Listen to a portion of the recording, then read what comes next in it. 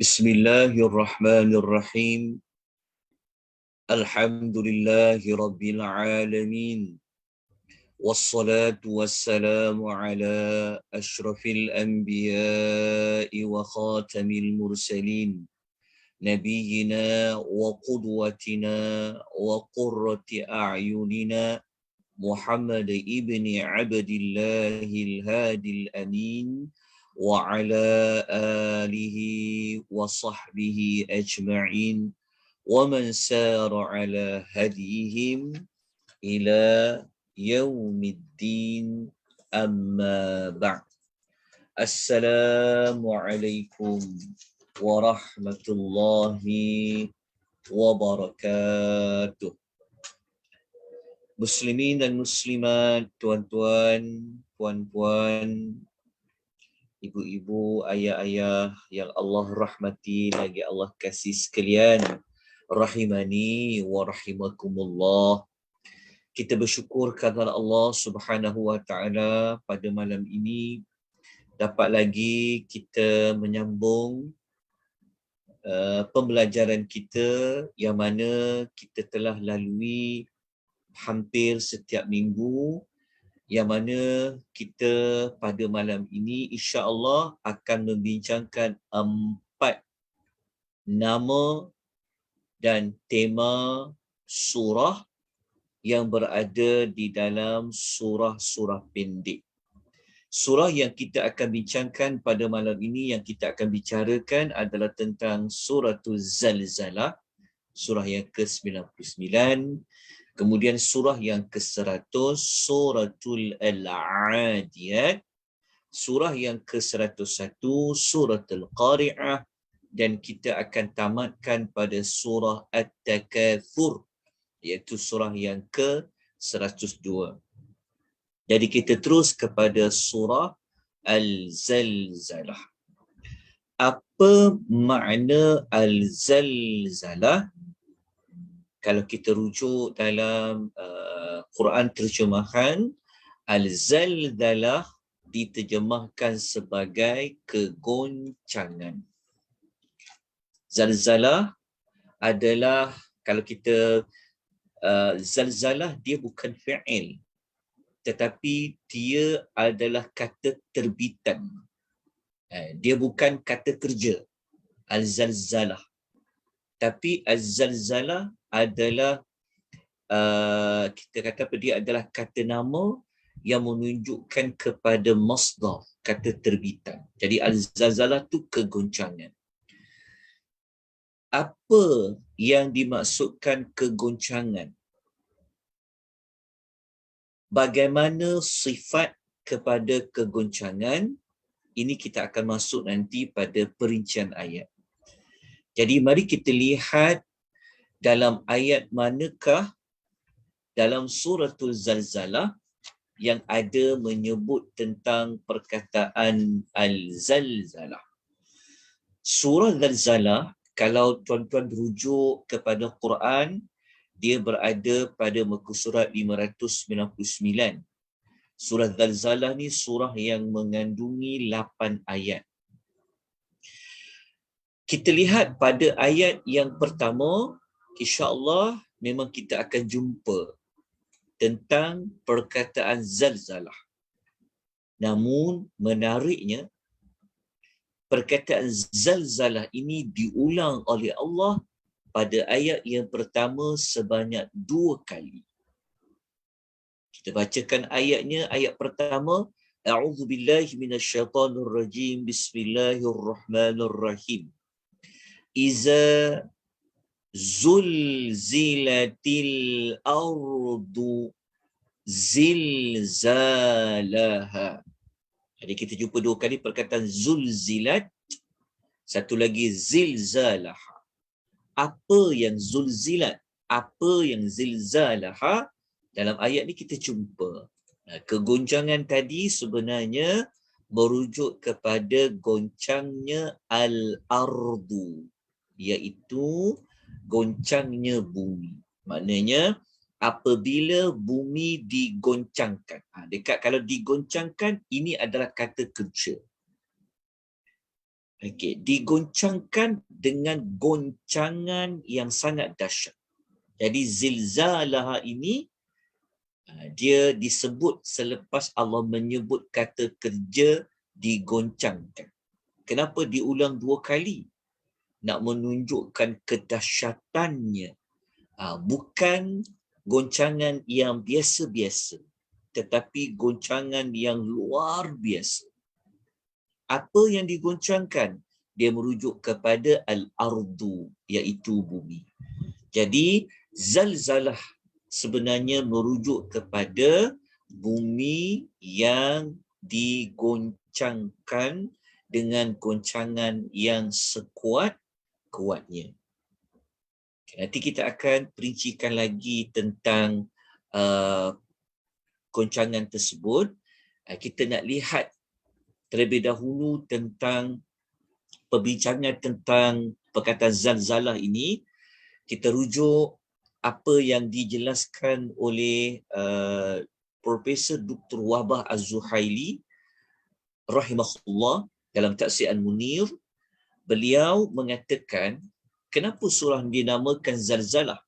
Dia kata surah ini dimulakan dia dengan penyebutan al-zalzalah ataupun al-zilzal yang bererti at-tahriku, iaitu gerakan, wal ittirabu, dan goncangan yang syadidan, yang sangat dahsyat.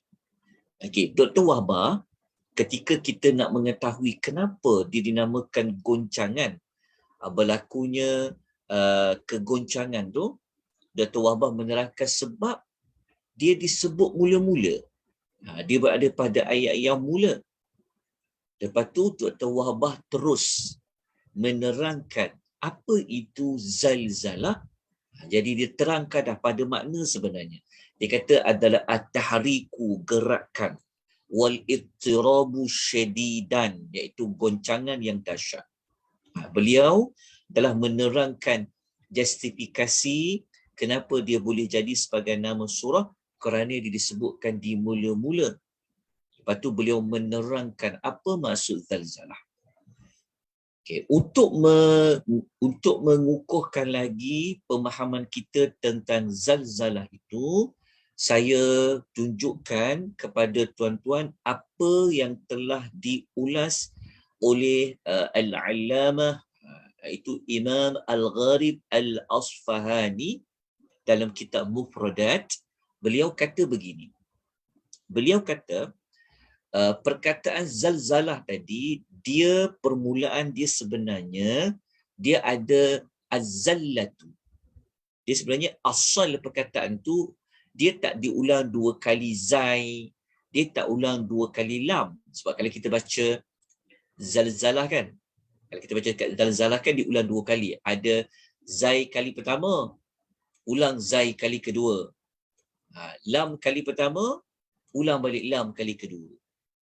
Kalau ikut asal, dia hanyalah satu zai, satu lam. Asal dia, kalimah dia az-zallatu. Okey, jelas ya? Az-zallatu. Asal dia. Tetapi kenapa diulang 2 kali zallatu zaldalah? Kenapa diulang 2 kali? Ini ada sebab. Okey, kita lihat dulu apa makna az-zallatu. Beliau mengatakan az-zallatu maknanya istirsalu ar-rijlu min ghairi qasdin. Kalau sebut az-zallatu dari sudut bahasa Arab sebenarnya merujuk kepada kaki yang tergelincir tanpa disengajakan. Dia terpleot, tergelincir kaki dia tu tanpa disengajakan. Itu dia panggil az-zallatu. Asal perkataan zalzalah tu dia daripada perkataan zallat. Okey. Lepas tu beliau memberikan penerangan. Kalau zalzalah maksud dia apa? Jadi dia pun kata, dia kata wat tazalzulu, dia kata adalah al-ittirabu, iaitu goncangan. Lepas tu beliau mengulas kenapa diulang perkataan tu zai tu 2 kali. Dia kata wa taqriru hurufi lafzi tanbihu ala taqriri ma'na dzalali fihi. Okay, beliau mengatakan at-tazalzul. Dia kata at-tazalzul ialah goncangan. Okey, dia kata pengulangan lafaz zal. Kita sebut dekat zal dengan lam kan diulang 2 kali sebab tu bunyinya zal zala. Kalau ikutkan asal je zal zal. Tapi diulang zal zal. Kenapa diulang zal zal? Adalah nak bagi peringatan bahawasanya goncangan itu dia akan berulang. Maksudnya dia punya kuat tu, dia bukan dia goncang sekali. Maknanya goncangan tu goncangan dia berulang-ulang. Sebab huruf tu diulang 2 kali. Jadi goncangan tu dia akan berlaku dengan goncangan yang banyak, yang kuat. Okay, itu dari sudut penggunaan perkataan zalzalah. Okay. Jadi kita lihat tema surah Zalzalah. Untuk perbincangan tentang nama tu kita dah dapat sebut sedikit. Nanti saya akan perincikan pada ayat. Kita terus pergi kepada tema bagi surah Zalzalah. Okey. Tema surah Zalzalah adalah dia berkaitan dengan hari kiamat sebab goncangan bumi tu maksudnya permulaan kepada berlakunya kiamat. Okey, tapi apa tema dia? Temanya adalah tentang kiamat, tak boleh dinafikan, tetapi lebih spesifik, kiamat itu adalah goncangan bumi dan kiamat itu bukan menggoncangkan bumi saja, tetapi kiamat itu dia akan menggoncangkan hati-hati manusia. Faham tak maksud dia? Hari kiamat tu, apabila dia datang, bumi ni akan digoncangkan. Okey. Tapi bukan bumi saja yang rasa terkejut digoncangkan, tetapi hati-hati manusia juga akan rasa seperti ia digoncangkan. Ketakutan. Selama ni kita tenang je. Macam kita dengar tanah runtuh kan. Kita pun dah kelang kabut dekat mana tanah tu runtuh, kata tanah runtuh. Bayangkan kalau dia goncangan sebenar-benar goncangan suatu hari kiamat. So dia akan menggoncangkan. Boleh jatuh jantung hati kita ni kalau berlakunya hari kiamat, dia punya ketakutan tu. Itu adalah tema bagi surah Zalzalah. Okay, untuk mengukuhkan tema ini, mari kita lihat pada kandungan ayat. Okey, tengok ayat 1 sampai ayat 5. Kenapa saya letakkan warna merah? Maksudnya macam ni. Kalau tuan-tuan perhatikan baik-baik. Ada berapa kali Allah ulang perkataan bumi, al-ardu. Kalau kita baca pada ayat yang pertama, kita akan jumpa Allah mengulang perkataan al-ardu, dah jumpa dah kali pertama, al-ardu. Lepas tu Allah nak suruh kita ni, Allah nak bawa kita kepada menghayati lagi al-ardu tu digoncangkan. Allah ulang kali kedua. Wa akhrajatil ardu. Maknanya perkataan al-ardu ni bumi Allah ulang 2 kali. Allah tak nak perkataan al-ardu ni ditukar dengan apa-apa ganti nama. Allah sebut perkataan al-ardu tu juga sekali lagi. Allah kata apabila bumi itu digoncangkan dengan goncangan yang dahsyat dan bumi, Allah ulang 2 kali perkataan bumi itu nak bagi tahu kepada kita tentang apa yang akan berlaku kepada bumi itu. Okey, kita jelas. Okay. Kemudian Allah nak kita fokus pasal bumi yang digoncangkan tu. Allah Ta'ala menggunakan ganti nama bumi itu diulang sebanyak 5 kali. Itu perkataan ha. Ha, ha. Ha tu apa? Ha tu tentang nya lah. Kalau kita baca dekat ayat tu, maksudnya nya lah. Kandungannya. Nya merujuk kepada bumi. Okey. Lepas tu, apa dah jadi kepada, kita terjemah dia pada bumi ini, sepatutnya apa yang terjadi padanya. Tapi kita tak terjemahnya sebab merujuk pada bumi kan. Nampak tak diulang? Nya bumi. Nya bumi. Wa qala insanu malaha. Nya bumi. Akhbaraha tentang bumi. Auhalaha tentang bumi. Maknanya ayat 1 sampai ayat 5 semua tentang bumi. Bumi ni apa yang berlaku?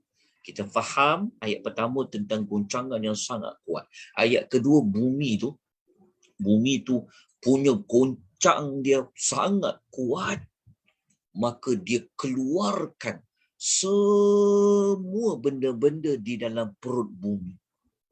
Nak tahu tak dia punya betapa kuatnya goncangan tu?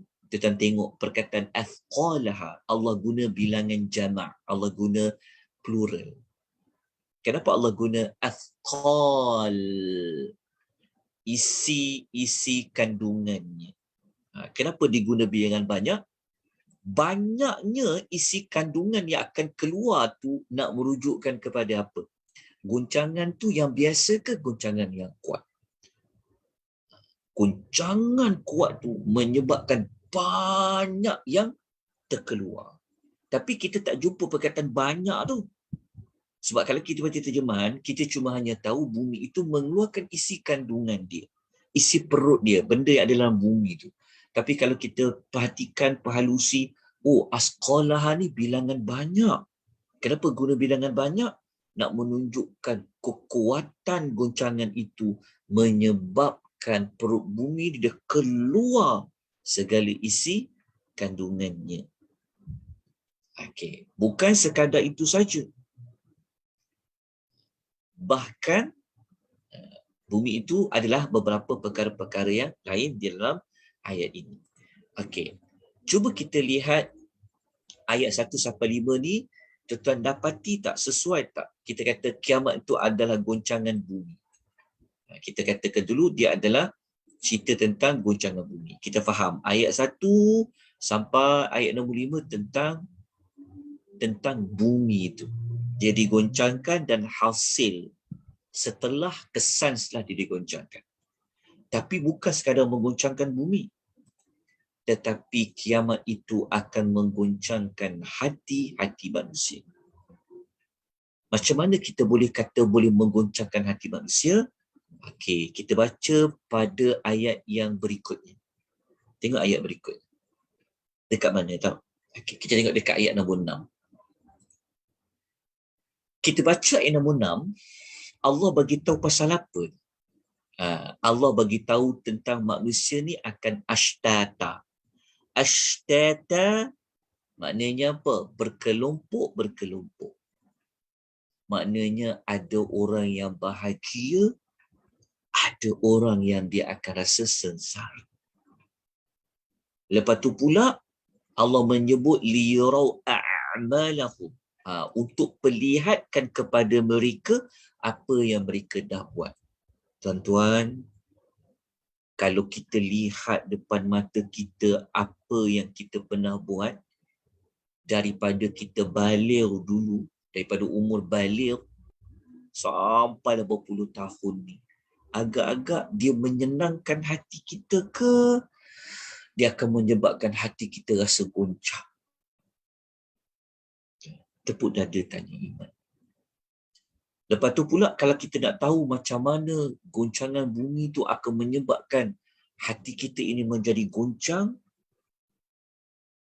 kita tengok perkataan mithqala dzarrah dengan mithqala dzarrah. Apa maksud dia? Bayangkan tuan-tuan, apa saja yang kita buat walaupun seberat dzarrah. Dzarrah ni maknanya benda yang sangat kecil. Kita akan nampak dia. Kalau dia baik, alhamdulillah. Tapi kalau yang ayat berikutnya, kejahatan walaupun seberat zarah. Kita ingat salah sikit-sikit ni macam tak apa. Tak. Semua benda salah, kecil, besar ke, kecil ke, akan dipaparkan. So hati kita macam mana? Kita rasa macam mana kalau kita melihat apa yang kita pernah buat, lepas tu pula Allah tunjukkan semua daripada sebesar-besar perkara kepada sekecil-kecil. So macam mana hati kita? Lepas tu pula kita tak boleh nak lari. Sebab apa?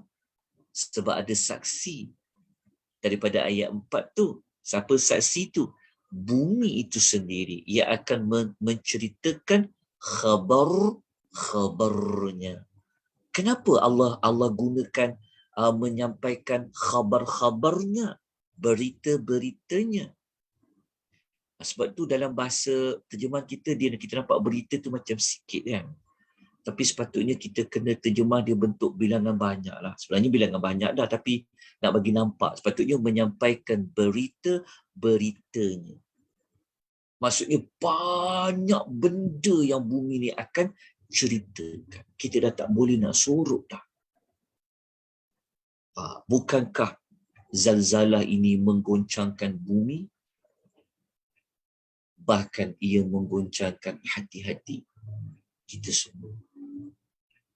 Hafallah surah ni, bacalah dia di dalam solat. Bawa dia dalam solat agar surah ini dapat mencinakkan hati kita. Takut dekat dunia tak apa. Sebab nanti dekat akhirat kita gembira. Tapi kalau dekat dunia kita senang hati, tak fikir dah apa-apa yang kita lakukan, maka di akhirat nanti kita akan susah hati. Jadi salah satu surah yang elok dibaca, nak bagi kesan pada bacaan kita dalam solat ni, kita hafal surah-surah yang macam ni. Kalau kita dah faham. Kan dia sangat memberi kesan. Tambah-tambah lagi dibaca pada waktu-waktu malam, kan salat malam, dibaca, faham. Kita jadi takut pada Allah Subhanahu wa ta'ala. Okay, jadi kita terus kepada suratul Al-Adiyat. Okey, apa itu Al-Adiyat? Al-Adiyat, dia bermaksud kuda perang.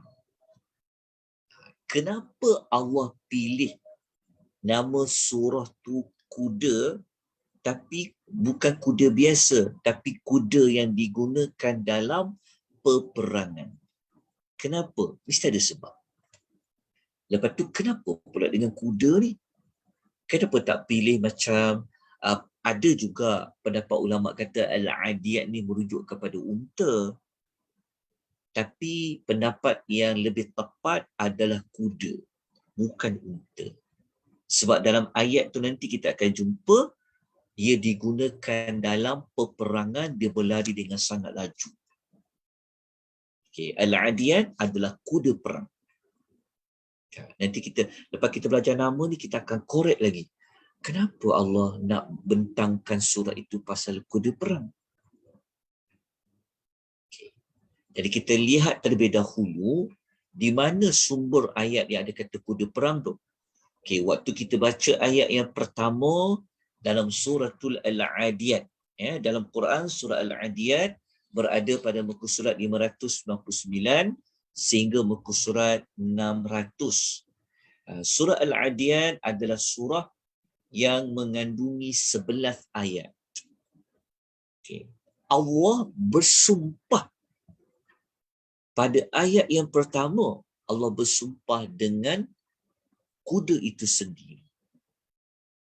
Jadi dalam ayat pertama, lepas tu pula Allah gunakan dia di dalam sumpah. Tuan-tuan kena ingat ya, tidak semestinya nama surah dia mesti pada ayat pertama. Kita kena ingat macam tu. Tidak semestinya. Kalau tuan-tuan nak tahu contoh yang mana yang paling hujung, contoh macam tuan belajar surah Al-Hadid. Kalau tuan belajar surah Al-Hadid, kita pernah belajar, tuan tahu tak perkataan Al-Hadid tu duduk pada ayat nombor berapa? Dia duduk pada ayat yang keempat terakhir. Sebab surah Al-Hadid, kalau tak silap saya, surah Al-Hadid ini dia ada dalam 29 ayat. Surah Al-Hadid, kita dah belajar. Dia ada lebih kurang dalam 29 ayat.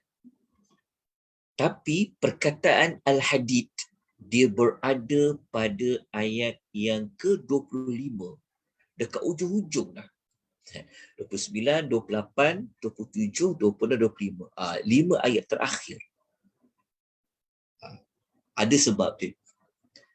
Tetapi ada pada ayat tu. Dalam ayat-ayat dalam surah tersebut. Tapi Al-Adiyat ni, kita jumpa pada ayat pertama, kemudian pula Allah jadikan Al-Adiyat itu sebagai sumpah. Allah bersumpah demi Al-Adiyat, iaitu demi kuda perang. Oh, saya tersalah warna ni. Sebenarnya sepatutnya warna kuning ni saya warna dekat sini. Tapi sama juga. Sepatutnya Al-Adiyat ni kuda perang. Dabaha ni baru maksud ni. Tolong betulkan nanti ya. Demi kuda perang. Okey. Apabila kita dah tahu ia adalah kuda perang, kita nak kukuhkan lagi betul ke Al-Adiyat ni kuda perang, mari kita lihat apa ulasan Dr. Wahbah dalam Tafsir Al-Munir. Kenapa saya selalu tunjukkan, saya paparkan banyak rujuk dalam Tafsir Al-Munir? Sebenarnya rujuklah kitab-kitab lain juga. Cuma kelebihan Tafsir Al-Munir ni memang setiap surah Dr. Wahbah Az-Zuhaili rahimahullah dia akan jelaskan terlebih dahulu apa sebab surah tu nama Al-Adiyat. Setiap surah dia akan terangkan, hampir setiap surah. Itu istimewanya tafsir Al-Munir. Okey. Kata Profesor Dr. Wahbah Zuhaili rahimahullah, beliau berkatakan, kenapa surah tu nama Al-Adiyat? Dia kata, kerana Allah bersumpah pada permulaan surah ini dengan Al-Adiyat, iaitu kuda perang yang berlari dengan cepat. Nak ke mana? Sudah pasti nak pergi menuju kepada musuh. Ni kita sedia maklumlah seperti kita sebut tadi. Okey, sekarang saya nak kita terus pergi kepada tema. Okey. Untuk nama tu saya rasa tuan-tuan jelas. Nanti saya akan perincikan lagi pada ayat-ayat dia. Okey. Jadi kita tengok dulu pada tema. Okey, begini. Surah Al-Adiyat ni dia memang tentang kuda perang. Oh, saya kena masukkan ayat juga untuk masuk pada tema ni. Kejap patah balik pada ayat. Okey. Kalau kita baca pada ayat pertama sampai ayat kelima, daripada ayat 1 sampai ayat 5, tuan-tuan dan puan-puan akan menjumpai Allah menyebut 5 ciri kuda perang. Ada 5 ciri kuda yang digunakan di dalam peperangan. Ada 5. Allah perincikan 5 tu. 5 tu dekat mana? Ayat pertama tu, dhabahan. Lepas tu ayat yang kedua, ayat yang ketiga, ayat yang keempat dan ayat yang kelima. Ada 5 ayat yang mewakili, setiap satu ayat menceritakan tentang ciri kuda perang. Yang pertama apa? Dia berlari dengan kencang. Dia berlari, dhabahan ni maksudnya, maafkan saya, dhabahan ni maksudnya dia berlari dengan kencang sampai dia termengah-mengah. Itu dhabahan. Sifat pertama. Lari dengan laju, tapi laju sampai dia termengah-mengah. Yang kedua, tengok ayat 2, ayat 3, ayat 4 dan ayat 5. Okey. Allah perincikan tentang kuda perang. Okey, lepas tu, lepas Allah bersumpah, Allah nak tegaskan satu perkara. Allah bersumpah dengan kuda perang. Lepas Allah bersumpah tu, Allah nak menegaskan satu perkara. Apa isu dia sebenarnya dengan kuda perang tu? Pada ayat 6. Ayat 6 ni lah dia jadi core dia. Menjadi ayat utama bagi 11 ayat yang kita nak bincangkan dalam surah Al-Adiyah. Kenapa kita katakan dia jadi ayat utama? Kerana ayat 6 ni dia berada setelah Allah bersumpah. Kan Allah bersumpah, demi kuda perang yang berlari dengan kencang sambil termengah-mengah. Lepas tu Allah perincikan kuda perang tu apa? Lepas tu ayat 6, Allah menerangkan hasil Allah bersumpah tu sebenarnya Allah nak menegaskan innal insana li rabbihi lakanud. Sesungguhnya manusia sangat benar-benar dia tidak bersyukur akan nikmat Rabbnya. Jadi dekat sini Allah nak cerita tabiat manusia. Apa dia tabiat manusia? Dia sangat tidak mensyukuri akan nikmat Tuhan. Kalau saya tanya, agak-agak tuan-tuan perempuan, apakah nikmat yang manusia ni dia benar-benar tidak mensyukuri Allah? Apa agak-agaknya nikmat? Boleh bagi respon tak? Tuan-tuan perempuan. Nak tengok suara, nak dengar suara tuan perempuan. Saya dah buka tu audio dia. Agak-agak apa nikmat yang mereka ini, yang Allah nak tujukan mereka ini menjadi manusia yang sangat tidak bersyukur? Ambil dalam konteks ayat ni juga. Apa nikmat tu? Nikmat tu, kalau tengok pada konteks ayat, sudah pastilah nikmat yang ada pada kuda perang itu. Nikmat pada kuda perang. Okay. Tetapi kenapa dengan kuda perang Allah sampai Allah kata mereka ni jadi kufur? Okay. Kerana ini jawapan dia. Pada ayat yang berikutnya kita akan jumpa sekejap. Kita tengok pada ayat berikutnya. Okay. Mereka tidak mensyukurinya, kan? Okay. Kenapa? Okay, begini. Kerana tengok dekat nota yang catat. Dekat sini ada jawapan dia. Apa ciri manusia tidak bersyukur kepada Allah? Kalau kita nak kaitkan contoh nikmat yang paling jelas sekali pada nikmat kuda perang tu. Kenapa?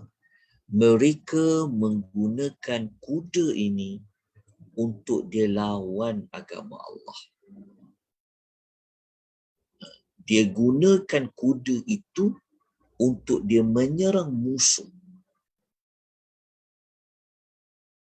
Kuda dia tak bersalah sebab kuda ni dia bagi khidmat pada tuan dia. Tetapi kuda yang Allah jinakkan untuk mereka miliki ni, mereka gunakan untuk memerangi orang-orang Islam. Mereka nak hapuskan agama Islam. Macam mana kita kata guna perang untuk lawan agama Allah? Jawapan dia, memang dalam surah Al-Adiyah ni Allah bawa watak manusia yang jahat. Sebab tu Tuhan kata, innal insana li rabbihi lakanud. Sesungguhnya manusia sangat tidak bersyukur kepada nikmat Rabbnya. Macam mana dikaitkan dia tidak bersyukur dengan nikmat kuda perang? Kuda perang itu Allah jinakkan sepatutnya guna untuk pada menegakkan agama Allah, tolong Islam tu. Bukan digunakan kuda itu untuk menyerang Islam, menyerang orang Islam. Sebab kuda tu memang gunakan untuk menyerang musuh.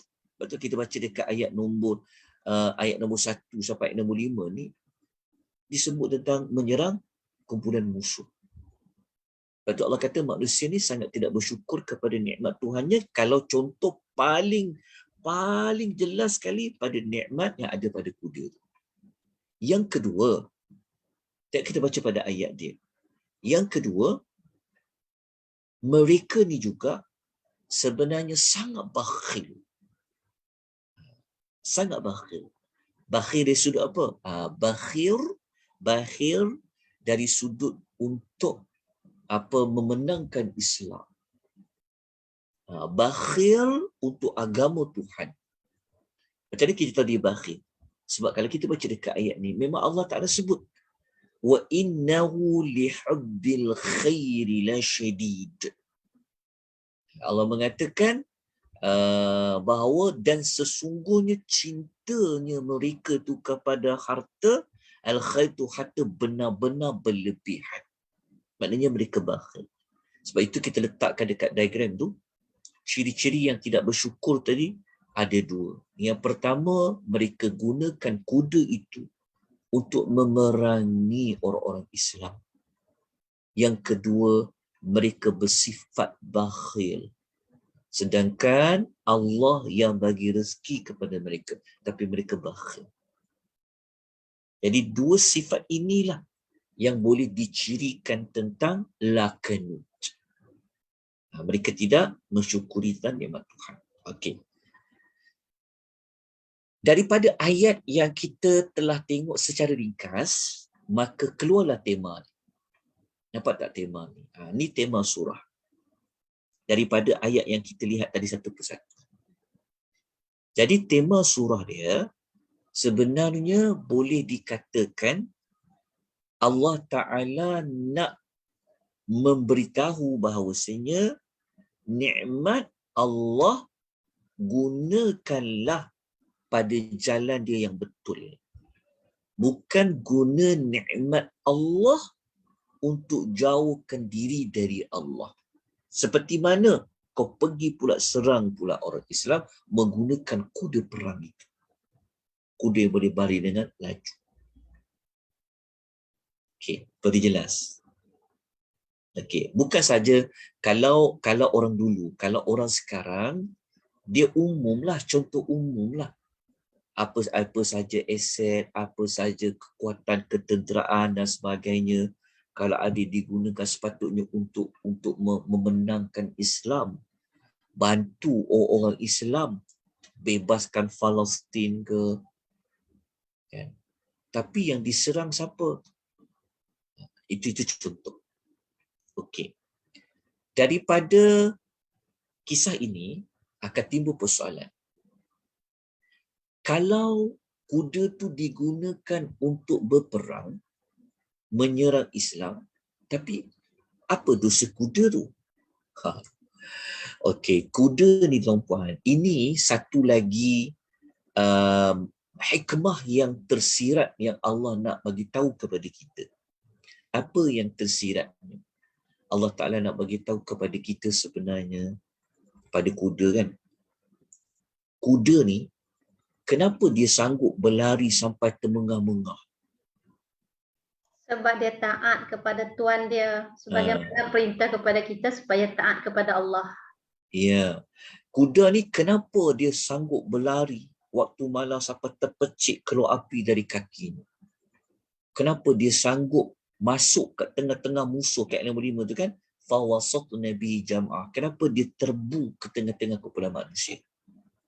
Nak menunjukkan bahawasanya kuda ni dia boleh dengar cakap tuan dia. Dia akan do the best untuk tuan dia. Tuan dia nak laju, dia akan laju. Tuan dia bawa dia ke medan musuh, dia akan masuk walaupun dia akan terkorban.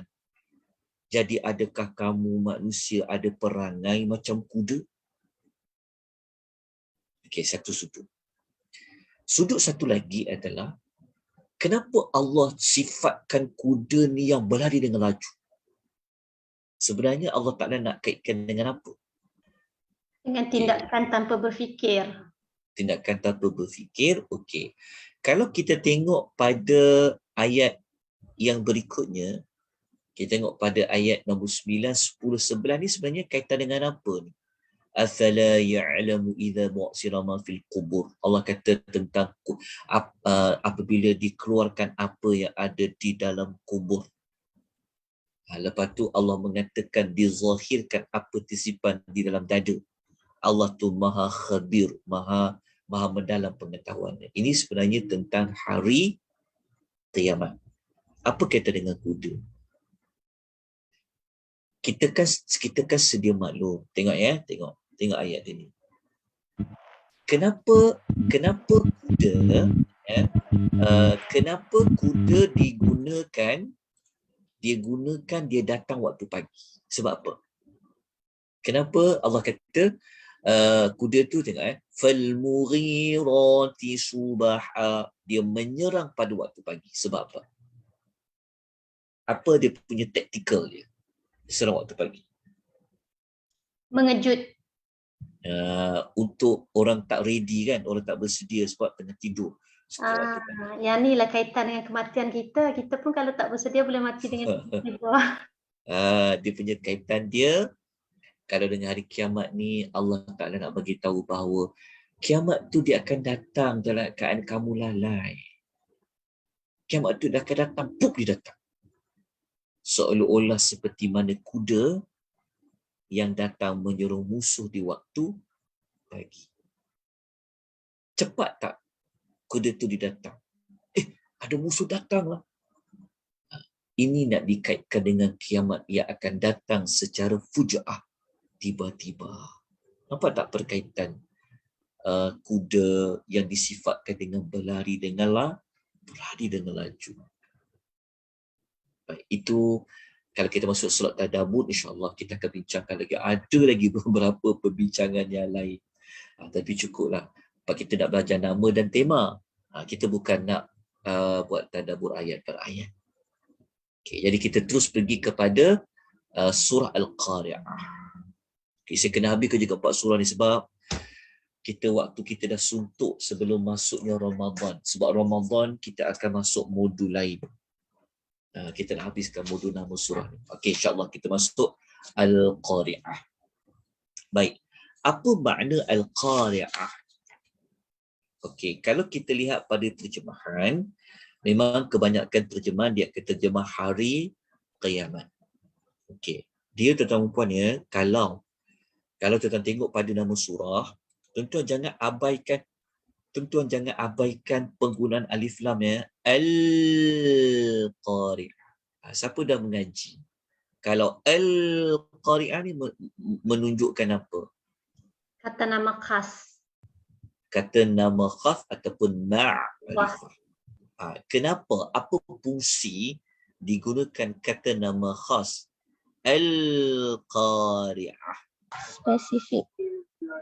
Dia untuk menspesifik ataupun dia nak menunjukkan kepada kepada pengkhususan. Dia nak melimitkan, nak menunjukkan. Dia sama macam tadi. Dia sama macam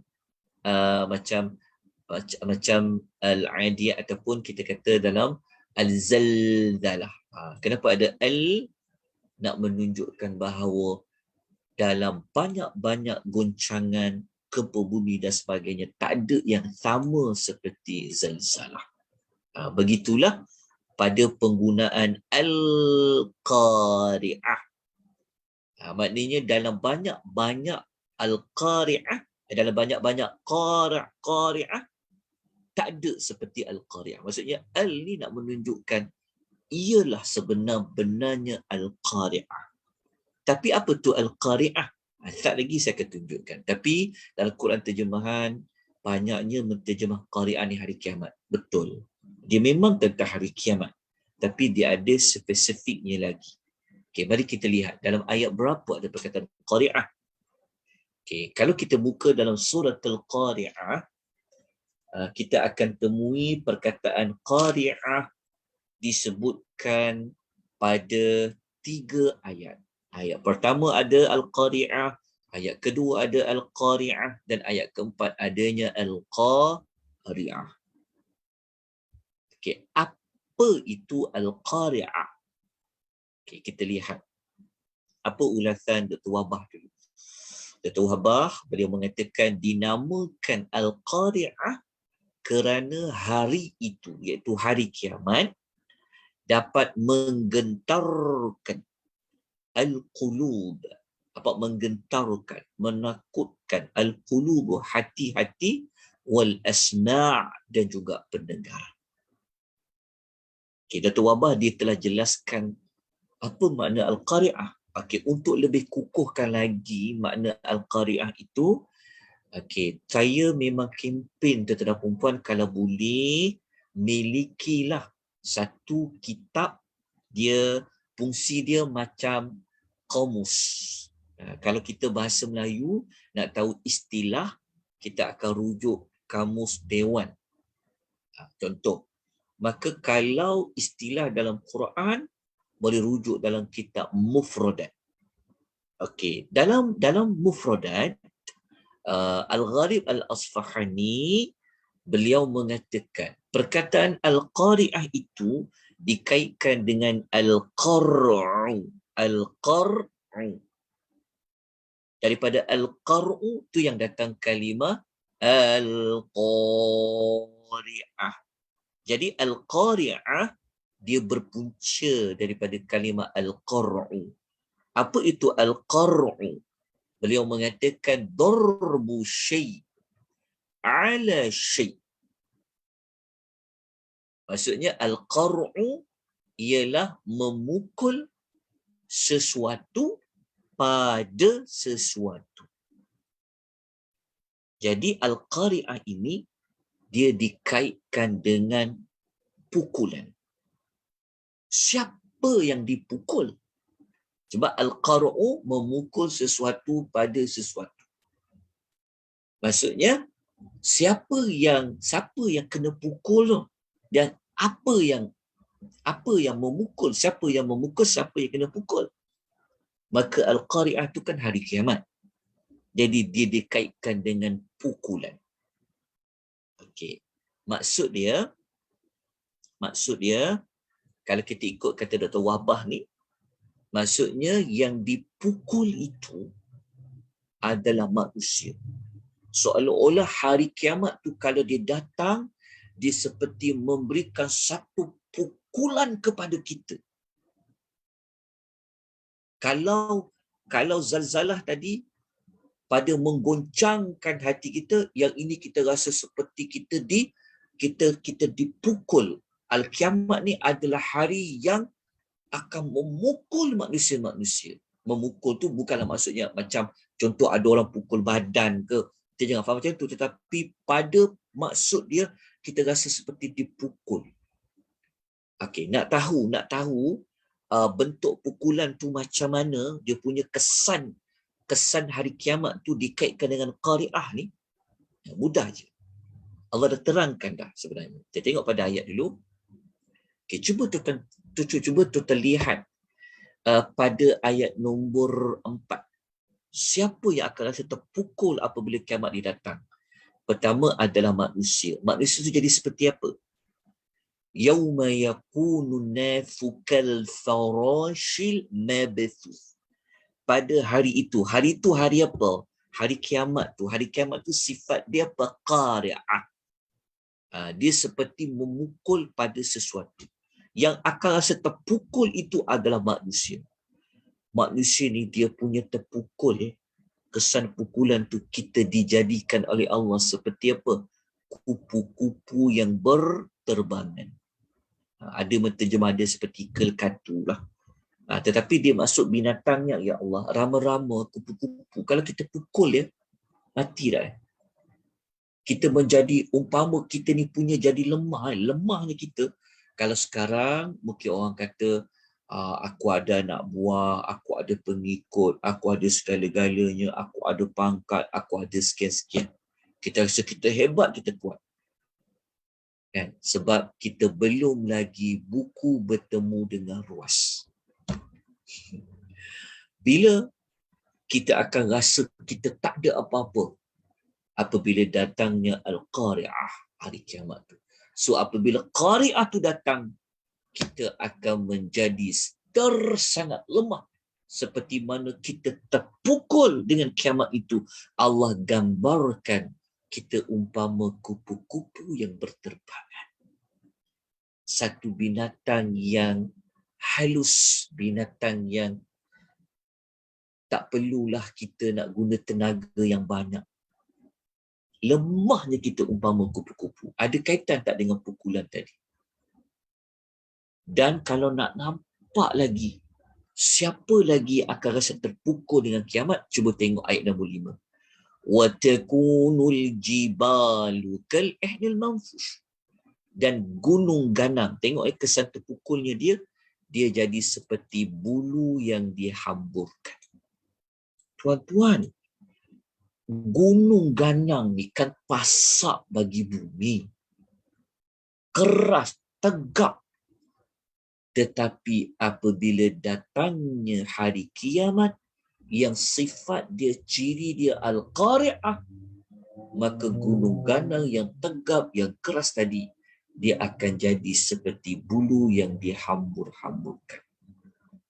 Kita dapat tak faham? Kita sampai tak maklumat? Boleh tak hayati macam mana gunung yang hebat tu jadi seperti bulu? Siapa yang telah menyebabkan dia menjadi seperti bulu? Al-Qari'ah itu.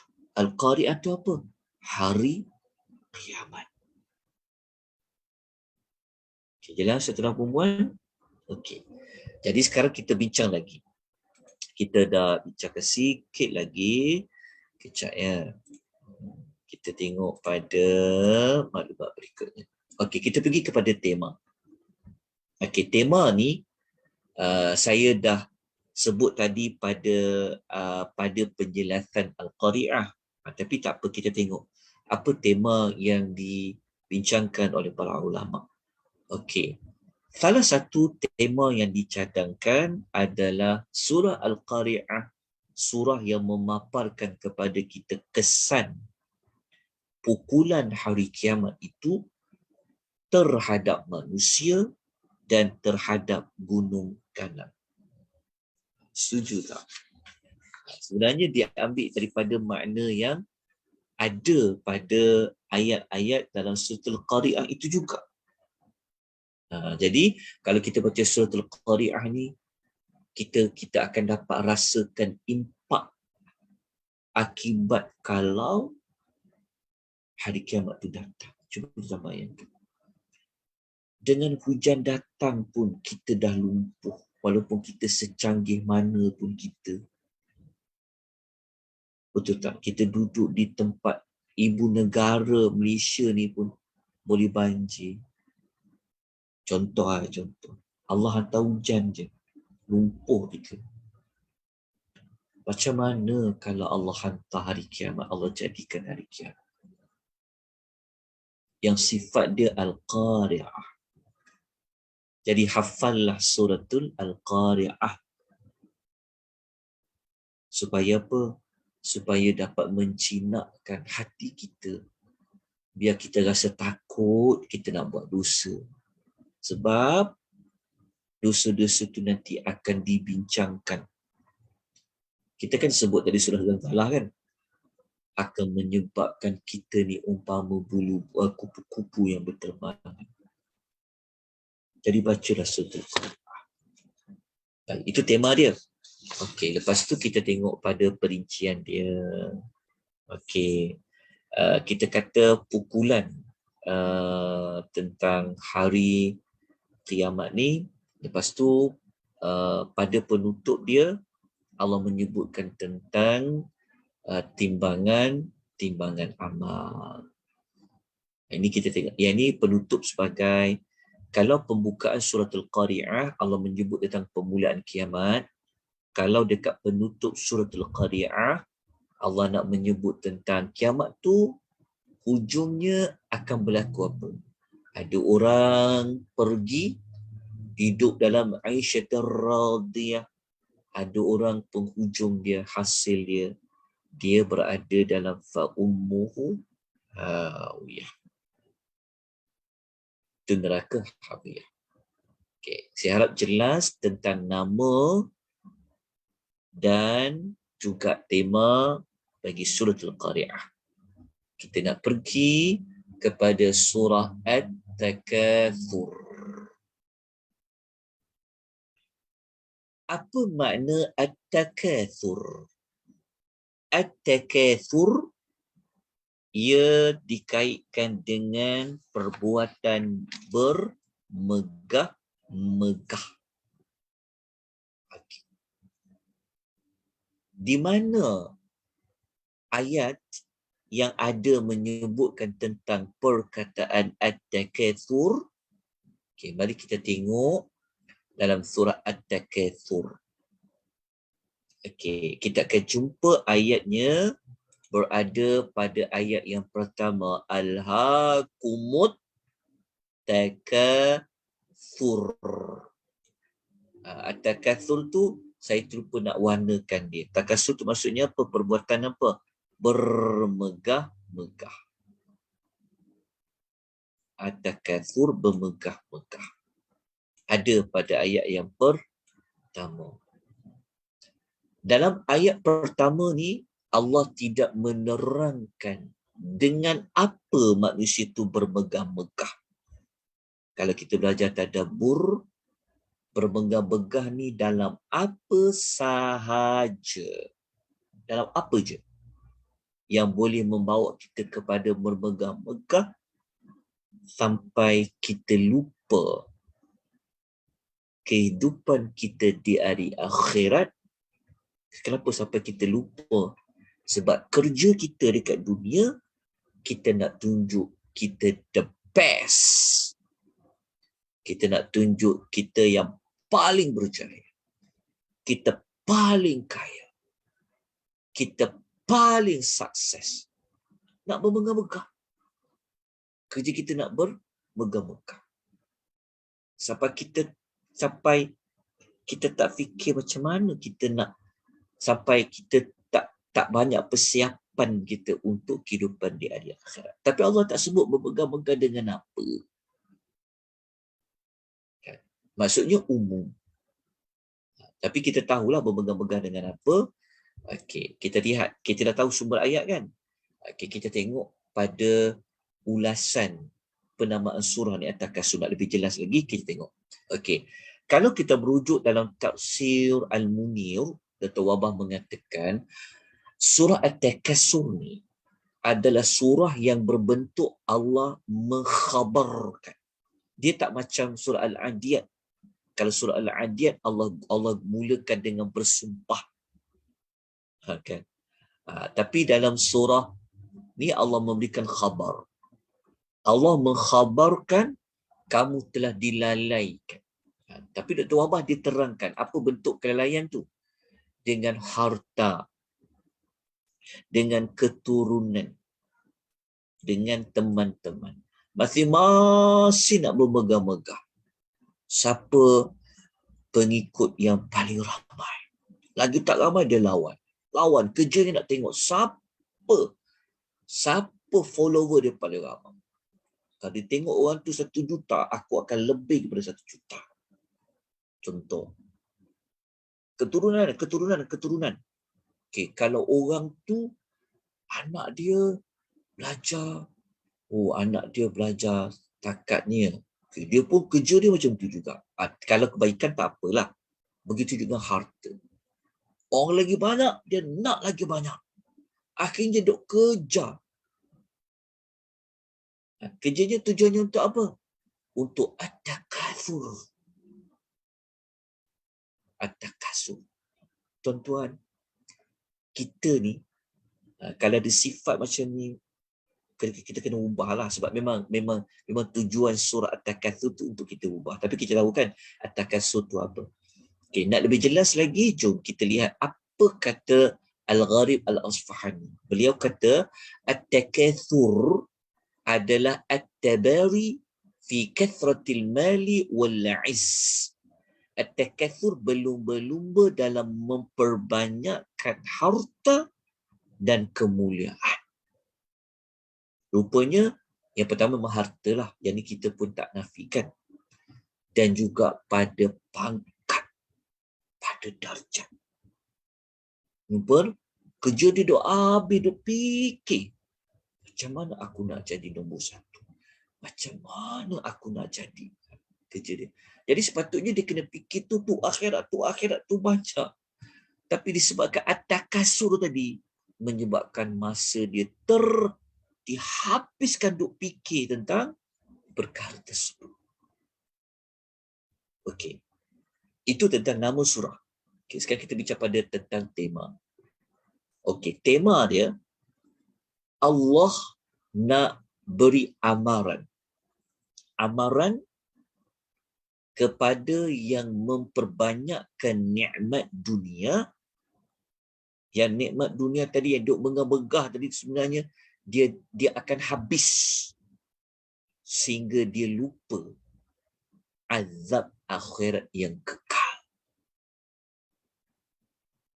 Dia lupa. Dia duk megah-megah dengan nama dan sebagainya. Ramai orang, bila kita tengok, kadang-kadang ini dah jadi budaya sebenarnya. Dia boleh jadi ketagih. Kan, nak ramai, nak banyak. Dia jadi macam Allah. Ini pun kena diperbetulkan. Kadang-kadang pada majlis ilmu pun ada. Kita nak bagi lagi ramai lah. Hari tu kan masjid tu datang keluar ramai, dia nak lagi ramai. Kadang-kadang bukan tak bagi ramai, tapi berkat Allah Ta'ala ni, rahmat Allah ni, dia bukan tunggu ramai. Tapi ada setengah sifat dia macam tu. Kutipan masjid dia berapa Berapa masjid dia, kutipan dia. Dia kadang-kadang duk mikir kat situ. Jadi kita tak nak. Jadi kita baca dekat surat Takatsur ni, Allah tegur kita. Kita sampai lupa ada ke akhirat tu ada azab yang kekal. Kita duduk mencari yang nikmat dunia yang tidak kekal. Nikmat pada nama, pangkat, darjat, harta dan sebagainya. Okey, nak kukuhkan tema ni, kat mana kita kata ada amaran tu?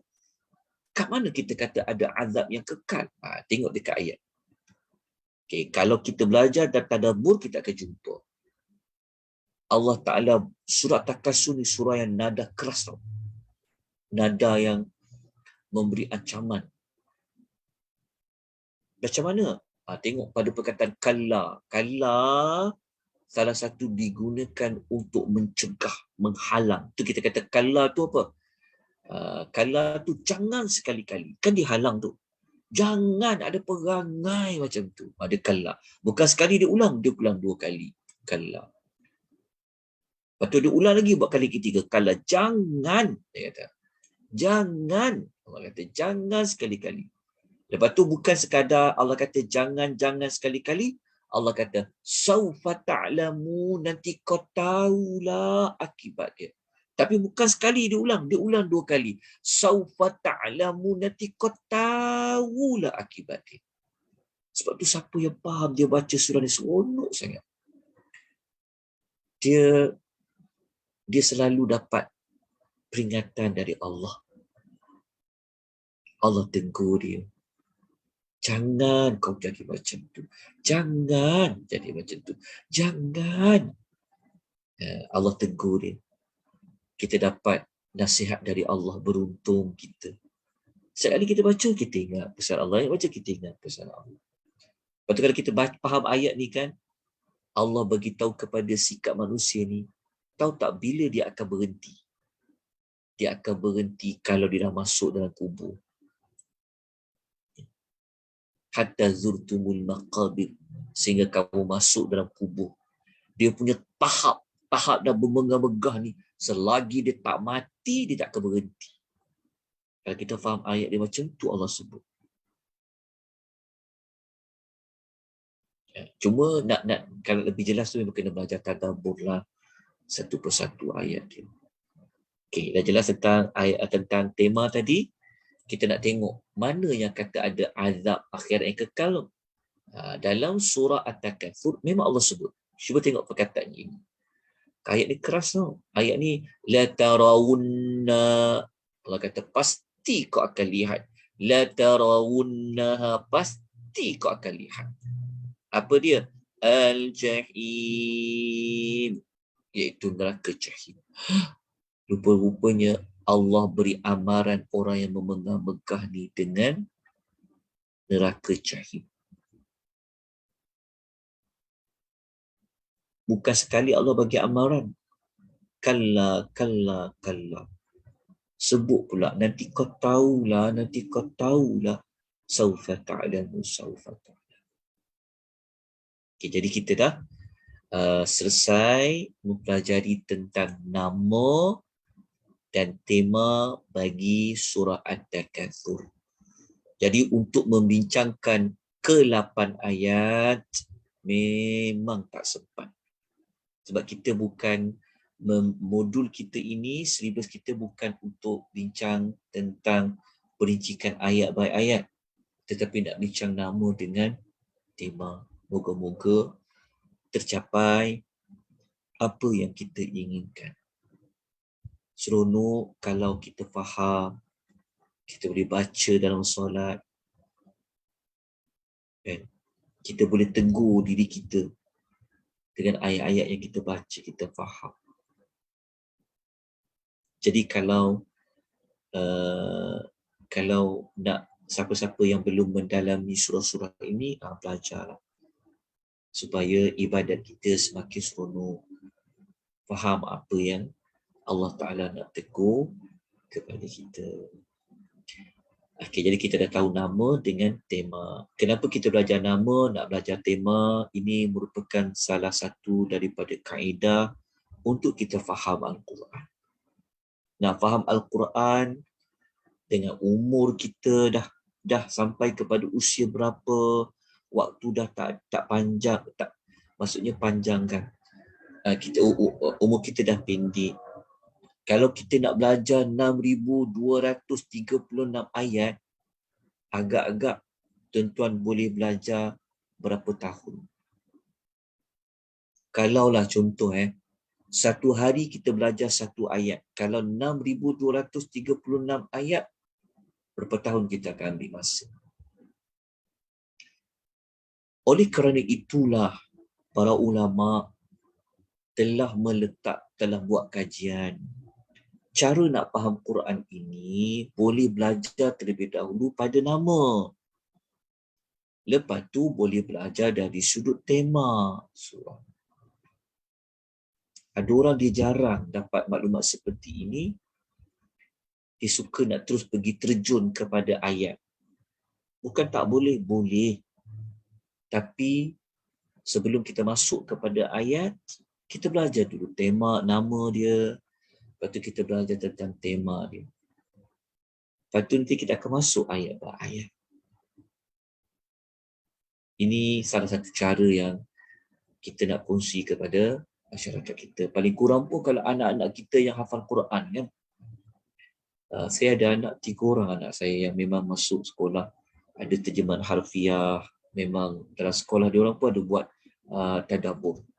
Jadi ni pun di antara modul yang akan dicadangkan supaya apabila dah hafal surah-surah ni, dia kena tahu latar belakang surah tu terlebih dahulu. Bukan dia dah hafal je.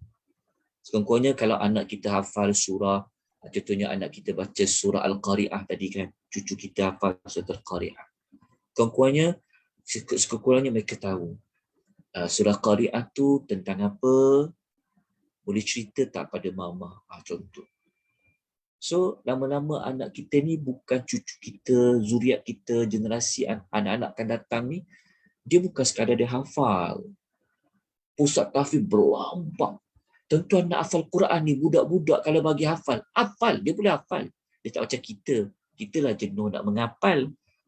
Hafal kejap tu dah lupa. Tapi sayang, kita tak ajar kepada mereka tentang memahami surah. Tapi mereka tak sempat nak belajar secara ayat by ayat sebab nak hafal kan. Jadi kita ajar dia benda yang paling asas. Dia kena tahu latar belakang surah pada nama, pada tema. Jadi moga-moga dia bagi manfaat kepada kita juga. Okay. Jadi kita dah 10.30. Kita hanya sempat cerita 4 surah. Tuan-tuan ada soalan tak tuan-tuan nak tanya? Ataupun nak kongsi apa-apa maklumat, silakan. Okey.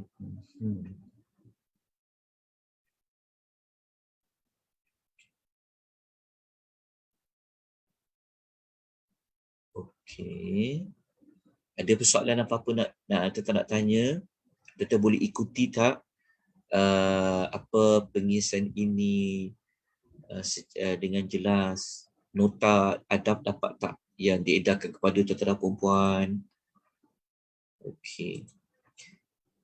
Kita tinggal lagi ada banyak surah ke tuan-puan ya, tak banyak sangatlah. Tapi saya nak kena buat 2 kelas lagi.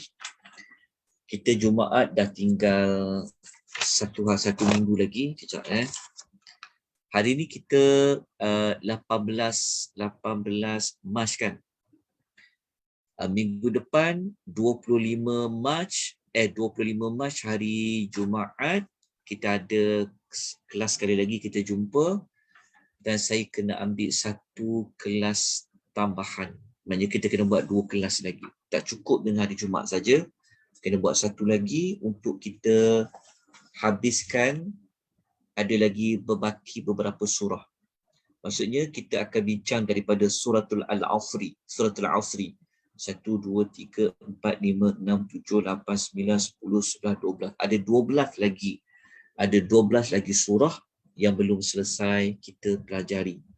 Paling cepat kita cuba buat 4 surah bagi setiap satu sesi. Tapi kita tak perlulah terkejar-kejar. Biar kita belajar sikit tapi jelas.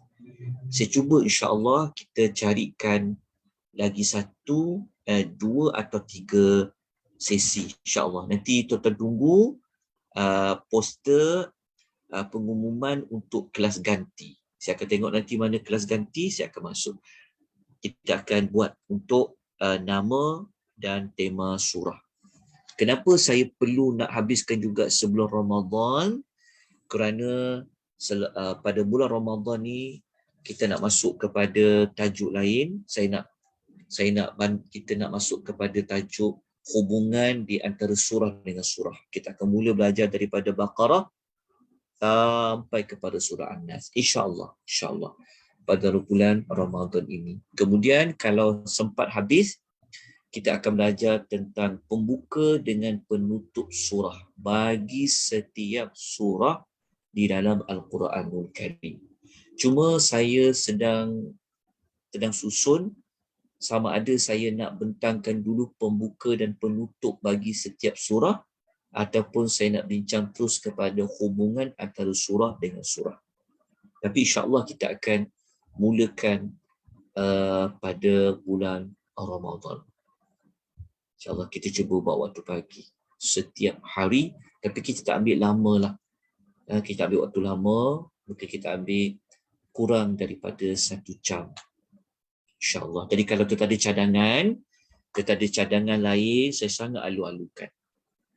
Kalau kita ada cadangan, tuan ada metod lain untuk cepat faham Quran dan sebagainya, tolong bagi tahu. Kita sama-sama belajar, sama-sama kita nak faham Al-Quranul Karim. Baik, kalau tiada apa-apa persoalan, saya berhenti di sini. Saya mohon ampun dan maaf jika ada salah dan silap. Okay, kalau ada apa-apa nak dikongsikan, sangat dialu-alukan. Ada penambahan maklumat, saya sangat alu-alukan. Begitu juga kalau ada salah silap pun boleh diberikan teguran. Jadi kita sudahi dengan tasbih kafarah. Subhanakallahumma wa bihamdika asyhadu an la ilaha illa anta astaghfiruka wa atubu ilaik.